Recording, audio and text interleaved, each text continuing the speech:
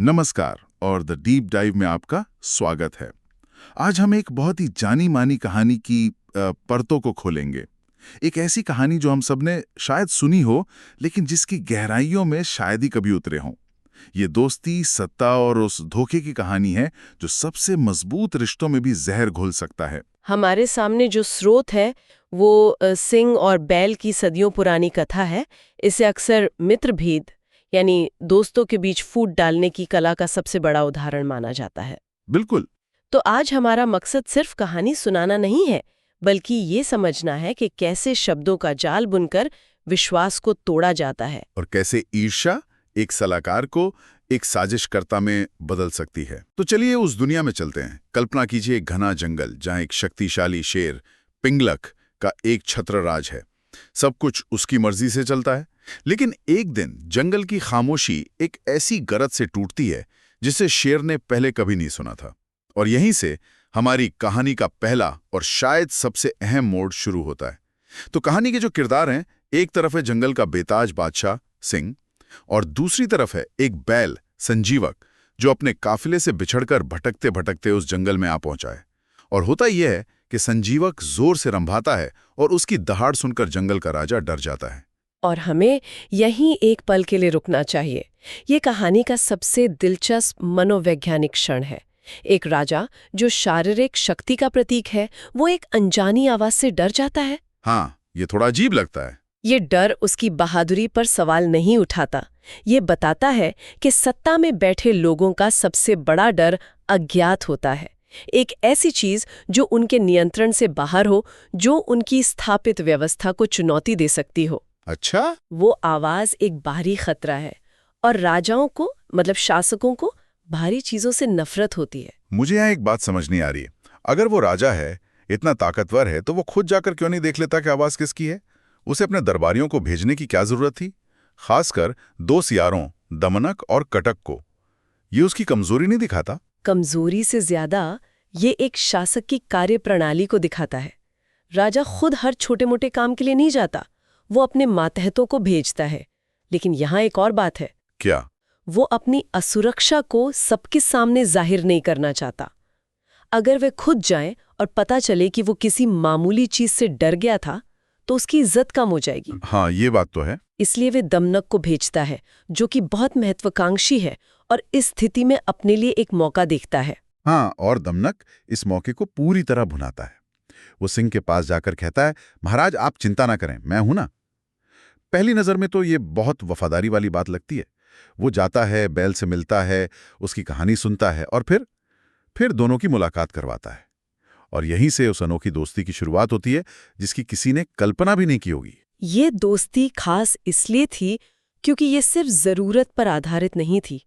सिंह, जो अब तक सिर्फ चापलूसों से घिरा हुआ था, उसे पहली बार एक बुद्धिमान और खरा सलाहकार मिला। संजीवक? हाँ, संजीवक। वो उसे दुनियादारी की बातें बताता, उसे सलाह देता। ये एक शिकारी और एक शाकाहारी के बीच का, क्या कहते हैं, एक बौद्धिक गठबंधन था। बौद्धिक गठबंधन, वाह। सिंह को संजीवक में एक ऐसा दोस्त मिला जो उसके बराबर खड़ा होकर बात कर सकता था, न कि सिर्फ सिर झुकाकर। इस रिश्ते ने सिंह के अकेलेपन को भी भर दिया था। एक शिकारी और एक शाकाहारी की इतनी गहरी बौद्धिक दोस्ती, ये तो लगभग एक आदर्श स्थिति लगती है। सवाल यह है कि क्या ऐसी दोस्ती टिक सकती है, खासकर जब सत्ता का खेल भी साथ साथ चल रहा हो। और यही इस कहानी का केंद्रीय सवाल है। आदर्श स्थितियां अक्सर उन लोगों को खटकती हैं जिन्हें उन स्थितियों से फायदा नहीं हो रहा होता। और इस कहानी में वो किरदार है दमनक। बिल्कुल।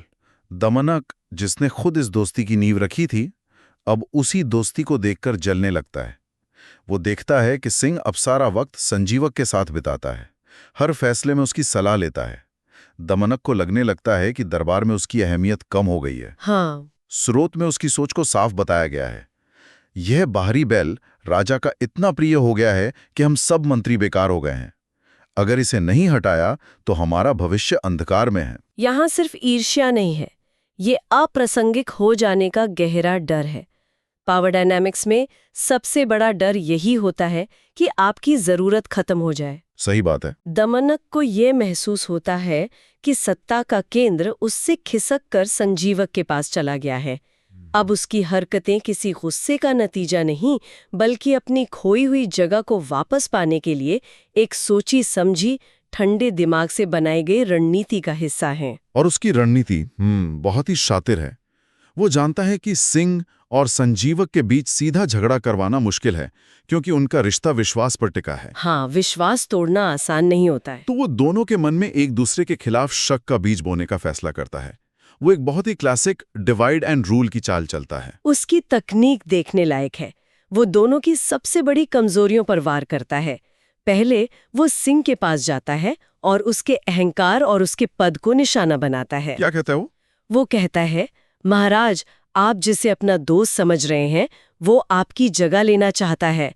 संजीवक की नजर आपके सिंहासन पर है। किसी भी राजा के लिए ये सुनना सबसे बड़ा अपमान और सबसे बड़ा खतरा है। मतलब उसने सीधा अस्तित्व के संकट में डाल दिया। बिल्कुल। और फिर वो वही खेल संजीवक के साथ खेलता है।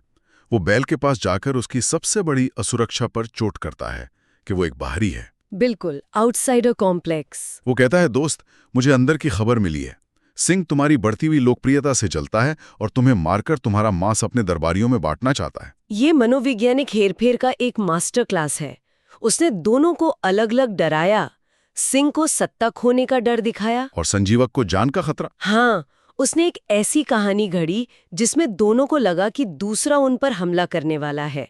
आत्मरक्षा के नाम पर उसने दोनों को एक दूसरे का दुश्मन बना दिया। ये तो वैसा ही है जैसे आज के दौर में होता है। हाँ, बिल्कुल। जैसे सोशल मीडिया पर दो समुदायों के बीच झूठी खबरें फैलाकर नफरत पैदा की जाती है। तकनीक वही है, बस माध्यम बदल गया है। और उसका ये तीर बिल्कुल निशाने पर लगता है। दोनों दोस्त जो कल तक एक दूसरे के साथ ज्ञान की बातें करते थे, अब एक दूसरे को शक की निगाह से देखने लगते हैं। संवाद पूरी तरह से बंद हो जाता है। हाँ, सिंह को संजीवक की हर चाल में साजिश नजर आती है और संजीवक को सिंह की हर नजर में मौत का पैगाम। और संवाद का बंद होना ही किसी भी रिश्ते के टूटने का पहला संकेत है। हाँ, अगर सिंह या संजीवक में से किसी एक ने भी दूसरे से सीधे पूछने की हिम्मत की होती कि भाई मैंने ऐसा सुना है, क्या ये सच है? हाँ, तो दमनक का पूरा खेल वहीं खत्म हो जाता। लेकिन डर और अहंकार के आगे उनकी दोस्ती हार गई। उन्होंने एक बिचौलिए, एक मैनिपुलेट करने वाले की बात पर ज्यादा भरोसा किया बजाय अपने दोस्त के। इसका अंत तो हम सब जानते हैं, बहुत ही दुखद होता है। शक की ये काग एक लड़ाई में बदल जाती है। सिंह अपने दोस्त संजीवक पर हमला करता है और उसे मार डालता है। एक दोस्ती जिसे बनाने वाला भी दमनक ही था, उसे मिटाने वाला भी वही बनता है। ये कहानी का सबसे त्रासदीपूर्ण हिस्सा है। ये सिर्फ संजीवक की मौत नहीं है, ये सिंह के विवेक की मौत है। विवेक की मौत। हाँ, उसने अपने सबसे करीबी सलाहकार को सिर्फ एक अपुष्ट सूचना के आधार पर मार डाला। हाँ, ये एक खुद को दिया गया घाव था। उसने अपने राज्य का एक बौद्धिक स्तंभ गिरा दिया, सिर्फ इसलिए क्योंकि उसका अहंकार उसके विवेक पर हावी हो गया था। अब बाद में उसे पछतावा भी होता है, जैसा कि कहानी में लिखा है, लेकिन वो पछतावा उस दोस्त को वापस नहीं ला सकता था। तो अब इस पूरी कहानी से हमें क्या समझना चाहिए? अगर हम इसकी पारंपरिक सीख देखें तो वो बहुत सीधी सादी है कि चुगलखोरों से बचो और दोस्तों पे शक मत करो। लेकिन ये तो बहुत सतही बात हुई। हाँ, इस कहानी में इससे कहीं ज्यादा गहरे सबक छिपे हैं। बिल्कुल। पहला और सबसे बड़ा सबक है इंफॉर्मेशन वैक्यूम का खतरा। Information vacuum? हाँ, मतलब जानकारी का खालीपन। हाँ, सिंह और संजीवक के बीच बातचीत बंद हो गई और उस खाली जगह को दमनक ने अपनी झूठी सूचनाओं से भर दिया।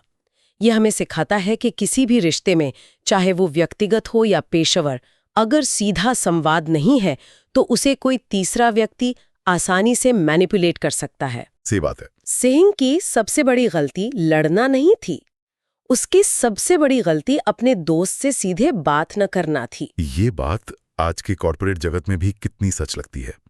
ऑफिस की राजनीति में अक्सर यही होता है, दो सहकर्मियों के बीच कोई तीसरा व्यक्ति गलतफहमी पैदा कर देता है और दोनों एक दूसरे से बात करने के बजाय मन में धारणाएं बना लेते हैं। और नतीजा, टीम का माहौल खराब होता है और काम का नुकसान होता है। दूसरा गहरा सबक है स्रोत की पुष्टि करने का महत्व। सिंह ने ये पूछने की जहमत ही नहीं उठाई, दमनक, तुम्हें ये कैसे पता चला? तुम्हारे पास इसका क्या सबूत है? उसने बस मान लिया। उसने दमनक की बात को सच मान लिया क्योंकि वो उसके डर से मेल खाती थी।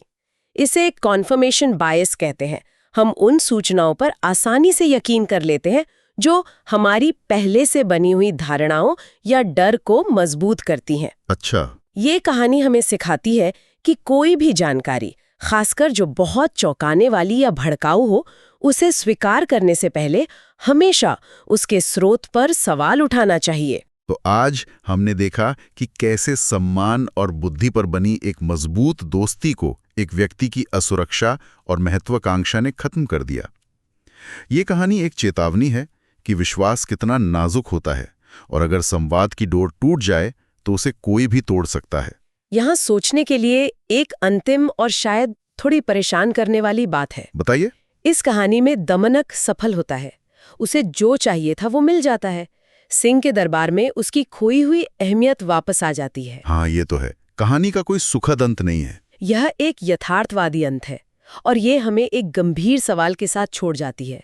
हमारी दुनिया में हम कितनी बार दमनकों को, यानी चालाक और स्वार्थी लोगों को, दूसरों के विश्वास और संवाद की कमी का फायदा उठाकर सफल होते देखते हैं। और उन लोगों को इसकी क्या कीमत चुकानी पड़ती है, जो सिंह की तरह अपनी बुद्धि का इस्तेमाल करने के बजाय अपने डर और अहंकार को खुद पर हावी होने देते हैं। ये कहानी हमें अपने रिश्तों, अपने निर्णय लेने की प्रक्रिया और उन आवाज़ों पर गहराई से सोचने के लिए मजबूर करती है जिन्हें हम सुनने का चुनाव करते हैं।